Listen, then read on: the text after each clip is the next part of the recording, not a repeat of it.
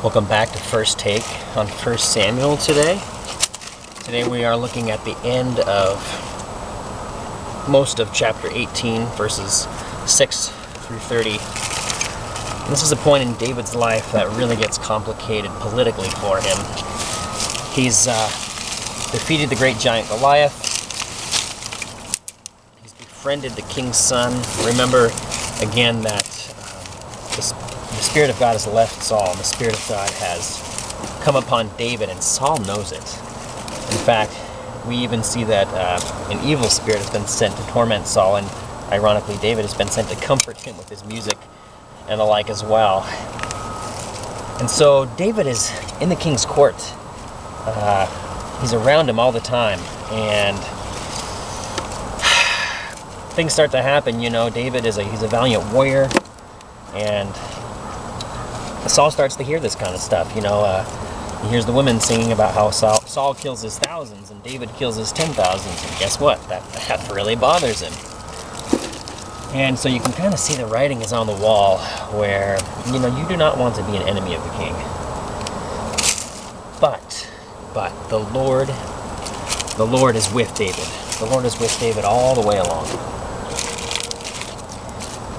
But he's in an awkward position. So Saul's looking for ways to kind of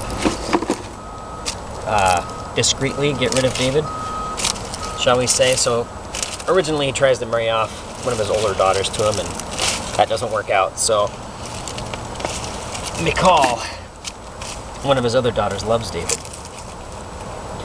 And as we're introduced to Michal, we're going to see that her story really ends up being a very tragic one. She loves David, and we never actually hear throughout the narrative, we never ever hear that David loves her. Doesn't mean that he doesn't, but it's just an interesting note. Also along the way, in this particular story, we see that she's used as a pawn. Saul is hoping that she will be a snare for David, and that through this marrying her to David, that it'll be a trip up for David. It'll be something that gets him distracted and hopefully eventually gets him killed. David, being smart though, doesn't accept right away.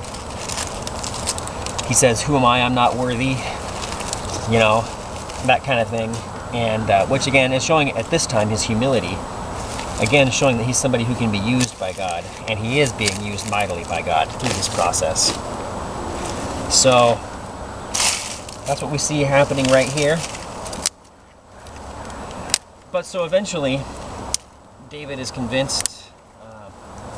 Saul gives him a proposition to bring him 100 Philistine foreskins. And then David says, "You know what? That is a worthy bride price right there." Of course, Saul is doing it because he thinks David won't be able to accomplish this and he'll die, and my problems will be solved. But of course, we know that God is with David and God is not with Saul. So of course, David being the valiant warrior and God being with him, David accomplishes this, ends up married to Michal, and things continue. But things are not by a long stretch finished between Saul and David. Now David has married the king's daughter, further adding to the political intrigue to the story.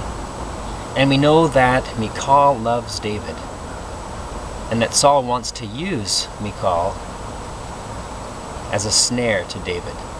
So where are her loyalties going to lie? With her father or with her husband? You couldn't make this stuff up. I mean, it's like a soap opera. The intrigue that's going on here, the way that the different twists and turns of the story are playing out. So what's going to happen? What's going to happen along the way? So far we're seeing David be faithful to God as he begins this tricky navigation, as he has to wind his way through a garden full of weeds. And he's got to plant carefully in the days ahead. Who's he going to rely on? Who's he going to turn to? Who can he trust? Well, we know for certain that he can always trust the Lord, and he will be able to trust those who are faithful to the Lord.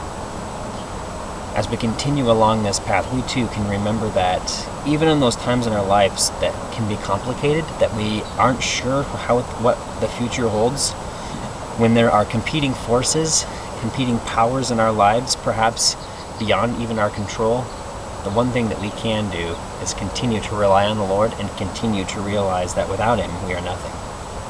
But with him we can be everything. And so as we continue to look at 1 Samuel, this theme continues to bear itself out, particularly in the life of David. And as he's going to begin what I like to call his long trial in the several chapters ahead, this is going to be very important for him to remember and for us to remember as well. I very much welcome your feedback and thank you for taking this time to watch this video. You can see the text version and interact with me at www.jesusdoesn'tgetlost.blogspot.com.